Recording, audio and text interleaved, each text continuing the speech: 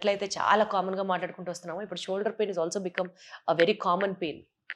ఏంటి sir, how do we have to see this? షోల్డర్ది బాగా అర్థం చేసుకోవాల్సిన విషయం ఏంటంటే మిగతా జాయింట్స్లో అన్నిటికంటే ఎక్కువ మొబిలిటీ ఉంది. 180 degrees తిరుగుతుంది. చేయి చూసారా? ఇప్పుడు ఈ జాయింట్ ఉంది, ఇది కొంచెం ఇటు, రైట్. మోకాలు కూడా ఇంతే, పైకి కిందకి. ఇది మనం పనులు చేయాలి కదా, మొత్తం మన స్కిల్ అంతా చేతులతో ఉంటుంది. సో షోల్డర్ జాయింట్ ఎక్కువ మొబిలిటీ ఉంటుంది కాబట్టి ఎక్కువ డ్యామేజ్ కూడా అవుతుంది.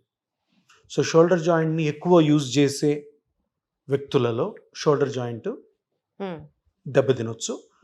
ఓల్డ్ ఏజ్లో షోల్డర్ జాయింట్ అరిగొచ్చు. ట్రాఫిక్ యాక్సిడెంట్స్లో షోల్డర్ జాయింట్ దెబ్బతినొచ్చు. స్పోర్ట్స్లో కూడాను ఎవరైతే గేమ్స్ ఆడతారో వాళ్ళలో కూడా ఇంజరీస్ అవుతాయి. వాలీబాల్ కానీ, క్రికెట్ కానీ, హాకీ కానీ, సో టెన్నిస్ కానీ, షోల్డర్ ఇంజరీస్లో మేజర్గా అంత మొబిలిటీ ఉంటుంది కాబట్టి దీనికి క్షుణ్ణంగా ఏ పార్ట్ అయితే డ్యామేజ్ అయింది కనుక్కోవాలి. ఓకే. కనుక్కుంటే ట్రీట్మెంట్ చాలా సింపుల్.